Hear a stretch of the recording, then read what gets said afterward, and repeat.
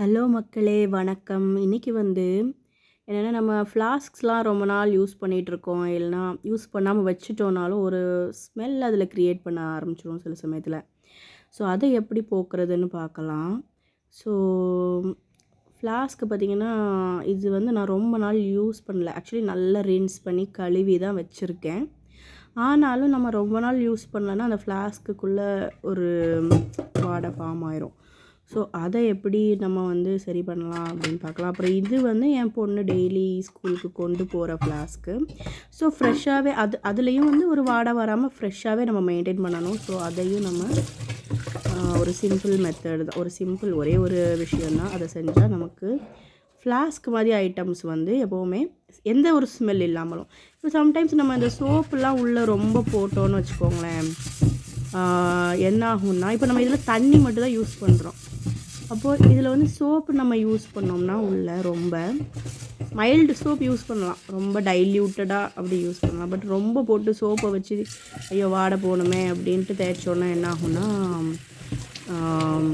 அந்த சோப்பு வாசனை அப்புறம் போகாது. 2-3 தடவை தண்ணி குடிக்கும்போது அந்த சோப்பு வாசனை நமக்கு வந்துகிட்டே இருக்கும். ஸோ அதெல்லாம் இல்லாமல் டக்குன்னு எப்படி ஃப்ரெஷ் நம்ம ஆக்கலாம் அப்படின்னு பார்ப்போம். ஸோ இந்த ஃப்ளாஸ்க் நான் சொன்ன மாதிரி உள்ளெல்லாம் ஏற்கனவே நான் நீட்டாக கழுவி வச்சுருந்தேன். பட் ஒரு வாடை க்ரியேட் ஆகிருக்கு, பிகாஸ் ரொம்ப நாளாக எடுக்கலை. கடுப்பாக இருக்கும். நம்ம அவசரமாக எதுக்காவது இந்த ஃப்ளாஸ்க்கை யூஸ் பண்ணுவோன்னு பார்த்தா அதில் வாடையாக இருக்கும். அப்புறம் அதை போட்டு தேய்ச்சிட்ருப்போம். இதில் நீங்கள் பண்ணிங்கன்னா சிம்பிளாக முடிஞ்சிடும். ஸோ ஒன்றும் இல்லை, பேக்கிங் சோடா இருக்குல்ல, அது கொஞ்சம் போடுங்க. போட்டுட்டு நல்லா ஒரு 2 நிமிஷம் இல்லைனா 1 நிமிஷம் அப்படி நல்லா குலுக்கிட்டே இருங்க. நல்லா அந்த வாடை போயிடும். எந்த மாதிரி வாடை அதில் இருந்தாலும் ரொம்ப க்ளீனாக போயிடுது.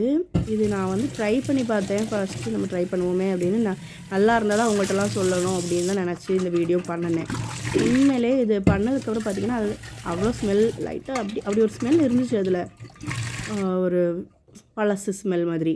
பட் சுத்தமாக போயிடுச்சு அந்த பேக்கிங் சோடா போட்டோன்னா. கண்டிப்பாக இதை நீங்கள் பண்ணுங்கள். உண்மையிலே எனக்கு ஆச்சரியமாக இருந்தது. இது சக்ஸஸ் ஆனால் உங்கள்கிட்ட ஷேர் பண்ணணும்னு நினச்சிட்டே நான் வீடியோ எடுத்துகிட்டு இருந்தேன்.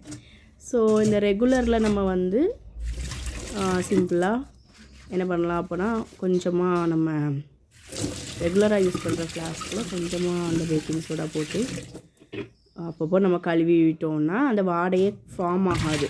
இது ரெகுலராக யூஸ் பண்ணுற ஃப்ளாஸ்க்கு அதை நம்ம இதாக யூஸ் பண்ணணும், லைட்டாக போட்டால் போதும். ஸோ இதில் கொஞ்சமாக நம்ம அந்த இது போட்டு கழுவி வச்சிட்டோன்னா ஃப்ரெஷ்ஷாகவே இருக்கும். ரொம்ப நம்ம ஃப்ளாஸ்க்குள்ள இப்போ நம்ம அந்த ஃப்ளாஸ்கில் மில்க்கு டீ அந்த மாதிரி யூஸ் பண்ணுறோன்னா கண்டிப்பாக நம்ம கொஞ்சம் சோப் போட வேண்டியிருக்கும். பிகாஸ் அதில் ரெசிடியூ இருக்கும், அது அந்த பாலோட மிச்சம் அதெல்லாம் இருக்கும். ஸோ அதுக்கு கண்டிப்பாக நம்ம கொஞ்சம் சோப்பு போட வேண்டியிருக்குங்கிறது தான் என்னோடய இது.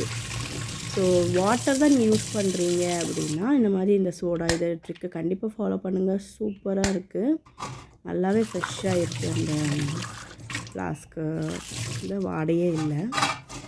ஈஸி, உங்களுக்கு அவசரத்துக்கு ஐயோ ஒரு ஃப்ளாஸ்க் எடுத்து யூஸ் பண்ணோம், நீங்கள் போட்டு சோப்பை போட்டு அலசிட்டே இருக்க வேண்டாம். இந்த மாதிரி பண்ணாலே போதும். பாருங்கள், நல்ல வாடை போயிடுச்சு. எனக்கு உண்மையிலே ரொம்ப பிடிச்சிருந்தது. இது கண்டிப்பாக ட்ரை பண்ணுங்கள். அதே மாதிரி இப்போ இதை காய வைக்கும் போது இந்த மாதிரி உங்களுக்கு தெரியும், பட் இருந்தாலும் நான் சொல்கிறேன்.